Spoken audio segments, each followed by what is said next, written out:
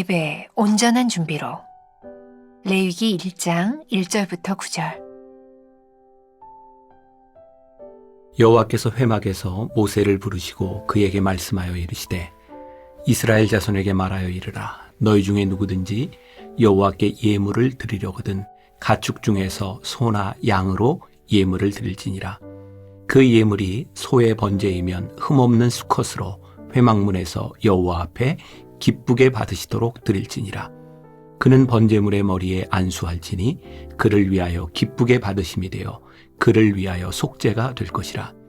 그는 여호와 앞에서 그 수송아지를 잡을 것이요 아론의 자손 제사장들은 그 피를 가져다가 회막 문 앞 제단 사방에 뿌릴 것이며 그는 또 그 번제물의 가죽을 벗기고 각을 뜰 것이요 제사장 아론의 자손들은 제단 위에 불을 붙이고 불 위에 나무를 버려놓고 아론의 자손 제사장들은 그 뜬 각과 머리와 기름을 제단 위에 불 위에 있는 나무에 버려놓을 것이며 그 내장과 정강이를 물로 씻을 것이요 제사장은 그 전부를 제단 위에서 불살라 번제로 드릴지니 이는 화제라. 여호와께 향기로운 냄새니라.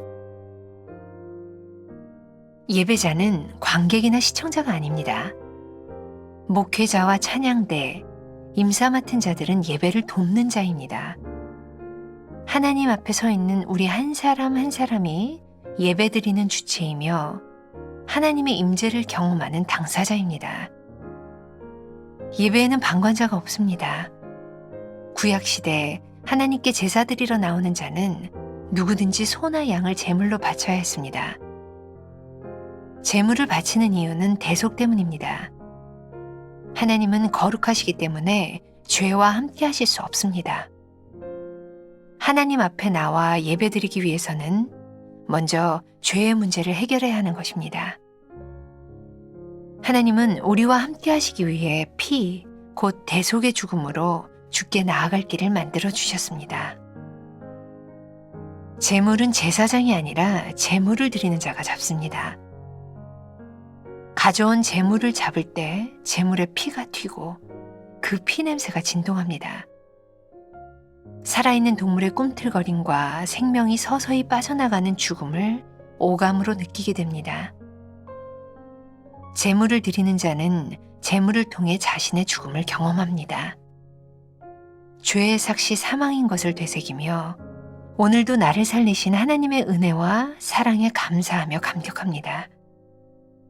오늘 나의 예배에도 이러한 묵상과 회개, 하나님께 대한 감사와 감격이 있어야 합니다. 제사 드리는 자는 흠없는 제물을 준비해야 합니다. 흠없는 제물은 값이 많이 나갔습니다. 흠이 있는지 없는지 살피는 시간과 정성도 필요했습니다. 예배에는 철저한 준비와 희생이 요구됩니다. 하나님은 예배에 임하는 예배자의 마음을 아십니다. 어떤 마음인지, 어떤 제물을 준비했는지, 어떤 자세로 예배드리고 있는지 모든 시종을 알고 계십니다. 그래서 하나님은 가인이 아닌 아벨의 제사를 받으셨습니다. 만일 가인이 땅의 소산 중 가장 좋은 것으로 드렸다면 어땠을까요? 하나님은 예배자의 영, 혼, 몸이 예배를 위해 철저히 준비되었는지를 보십니다.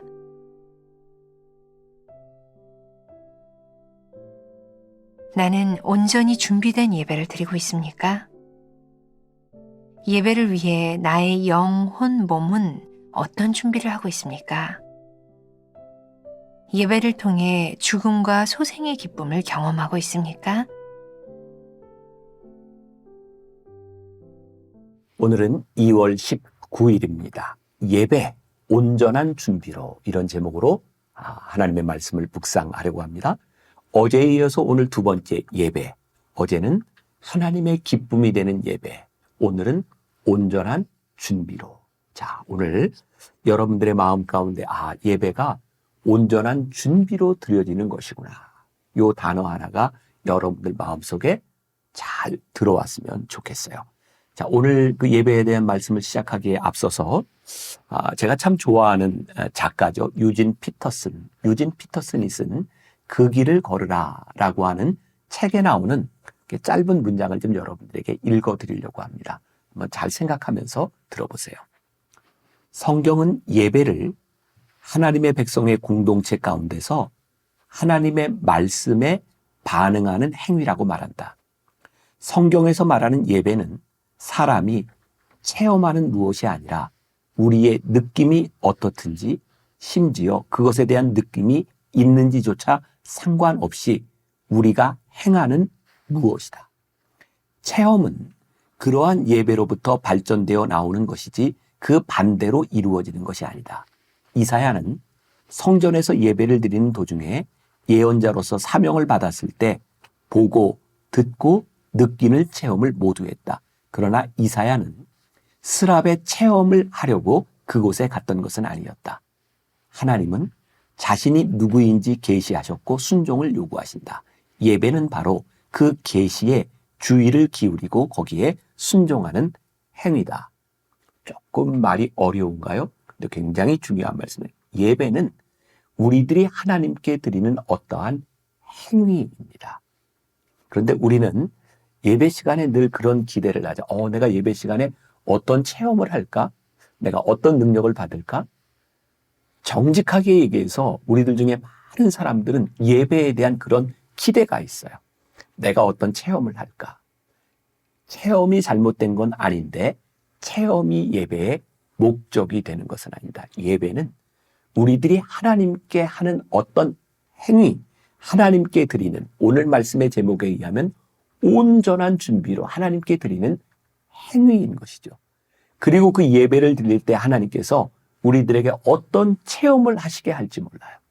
이사야의 예를 들면 이사야는 하나님 앞에서 스랍의 체험을 하는데 이사야는 스랍의 체험을 위해서 하나님께 나아갔던 것이 아니라 하나님께 나아갈 때 하나님께서 스랍의 체험을 하게 하셨어요.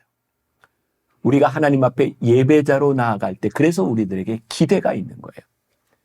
우리들이 생각하고 기대했던 그 기대가 아니라 하나님께서 우리들에게 체험하게 하시는 그 일, 그 기대로. 그런데 어떻게 우리들이 예배로 나아간다고요? 온전한 준비로 나아간다. 자, 여러분들 묵상집이 이렇게 시작하고 있어요. 예배자는 관객이나 시청자가 아닙니다. 많은 사람들이 예배를 드리며 정말 많은 관객이 되어버리는 것 같아요. 물론 성가대원도 있겠죠. 우리는 예배 가운데 찬양을 하는 사람이야. 또 예배 안내를 하는 사람들이 있겠죠. 우리는 예배 안내를 하는 사람이야. 그런데 찬양을 하는 사람도 안내를 하는 사람도 설교를 하는 저도 예배의 주인공은 아닙니다. 단지 예배를 돕는 자죠. 우리 모두가 완전한 준비로 예배를 돕는 자가 될 때 이 예배가 되는데 우리들 중에 많은 사람들이 예배를 방관하듯이 드린다는 거예요. 여러분들 스스로에게 한번 물어보세요. 지난주에 예배를 드릴 때 여러분들은 예배의 방관자이었습니까? 아니면 여러분들은 예배의 주체가 되어 예배를 돕는 사람이었습니까? 이게 굉장히 중요한 이야기입니다. 방관자가 되어 드리는 예배와 우리들이 하나님의 예배를 돕는 자가 되어 나가는 것은 아주 다른 차원의 문제이겠죠. 그래서 구약 시대에는 제사를 드리러 나오는 사람들이 누구든지 소와 양, 제물을 가지고 나와서 예배를 드리게 되어 있었어요. 자, 이 소와 양이라고 하는 것은 단순한 물질적인 의미를 가지는 것은 아니겠죠. 바로 예배 시간에 나오는 우리들의 헌신에 대한 부분이에요. 그러니까 우리가 예배를 돕는 자라고 이야기할 때 성가대원, 주차 안내, 안내하는 사람, 무슨 사역. 사실은 이런 것, 눈에 보이는 준비도 중요하지만 우리들이 이 예배에 제물을 드리는 그 마음으로 우리들이 준비되어 나가는가 아니면 아무 준비가 없이 나가는가. 이것은 우리의 예배자로서의 우리의 태도를 분명히 생각해 보아야 되는 것이죠. 여러분들은 예배 시간에 나갈 때 어떤 온전한 준비가 여러분들에게 있습니까? 아니, 지금 이 짧은 말씀을 묵상하는 이 시간에도 우리들이 예배자로 말씀을 묵상한다면 우리는 어떤 준비로, 어떤 헌신으로 어쩌면 여러분들에게 이 시간들이 아무 때나 들을 수 있는 시간, 그래서 내 편의에 의하여 듣는 그 시간일 수도 있겠지만 어떤 사람에게는 이 시간을 내가 구별하여 내가 이때는 이 말씀을 듣는 시간이야 라는 것과 그냥 들려지는 것과 그 예배와 말씀이 어떻게 동일할 수 있겠습니까? 그러니까 예배는 단순한 행위가 아니라 우리들이 어떤 준비로 나아가는가. 이 말씀이 여러분들에게 또 큰 찔림이 되었으면 좋겠다는 생각이 있어요. 자, 두 번째 문단에 보니까 제물은 제사장이 아니라 제물을 드리는 자가 잡습니다. 자, 당시에 제사장이 있었어요. 오늘날로 이야기한다면 목회자가 있죠. 목회자가 예배를 드리면서 사회를 보고 안내를 하기도 하고 말씀을 선포하기도 해요. 저는 종종 우리 교인들에게 이런 얘기를 합니다. 제가 설교를 할 때 이 설교자는 예배의 중심이 아닙니다. 단지 이 말씀을 통하여 여러분들이 올바른 예배를 드릴 수 있도록 돕는 자입니다. 결국 주체는 누가 되어야 돼요? 예배를 드리고 있는 여러분들 한 사람 한 사람이 예배의 주체가 되어야 되는 것이죠. 여러분들 아세요? 구약시대에 제사를 드릴 때, 동물을 잡을 때 제사장이 잡지 않습니다. 제사장은 단지 안내하는 역할을 하고 제물을 가져온 사람이 제물을 제단에서 잡습니다. 죽이는 거예요. 각을 뜨는 거예요. 그 피 냄새가 얼마나 역한 냄새입니까? 그리고 모든 창자들을 다 긁어내는 그 일들을 할 때 그것이 얼마나 역한 일이겠습니까? 제사를 드리는 사람은 그때 어떤 경험을 할까요? 내가 죽는 경험을 하는 거예요. 이 역한 냄새를 맡으며 죽음을 경험하는 거예요. 그러면서 하나님 앞에 내가 죽는 경험을 하는 거죠. 이 제물이 나를 대신하여 죽는다. 그러니까 예배는 그런 거예요. 그냥 와서 대충 드리고 가는 것이 아니라 하나님 앞에 온전한 준비로 내가 죽는 경험을 하는 것이 예배인 거죠. 지금은 돌아가신 저희 교회 초란 장로님이라는 분이 계셨어요. 그분은 혼자 사시면서 80 후반까지 저기 김포공항이 있는 곳에서부터 예배 시간에 나오셔서 예배를 드렸던 분이에요. 버스를 갈아타고 지하철을 타고 오는데 2시간, 가는데 2시간. 그분은 1시간 예배를 드리고 가요. 저는 그 장로님을 잊을 수 없는 것 중에 하나가 그 장로님은 예배를 마치면 저에게 와서 두 손을 잡고 목사님 은혜 받았어요. 한 번도 빼놓지 않고. 제가 그 장로님의 손을 붙잡고 이런 얘기를 했어요. 장로님의 예배가 어떻게 은혜스럽지 않을 수가 있어요. 그 먼 길을 2시간을 차를 타고 와서 1시간 예배를 드리고 또 2시간을 가는 그 여정, 장로님은 1시간 예배를 드리는 분이 아니라 5시간을 예배를 드리는 분인데 그 예배가 어떻게 은혜스럽지 않을 수 있겠어요. 어떤 준비로 예배를 드리는가는 그 예배의 성패를 좌우하는 것이겠죠. 오늘 묵상글 마지막에 보면 제사 드리는 자는 흠 없는 제물을 준비해야 합니다 라고 되어 있어요. 흠 없는 제물은 무엇일까요? 한번 생각해 보세요.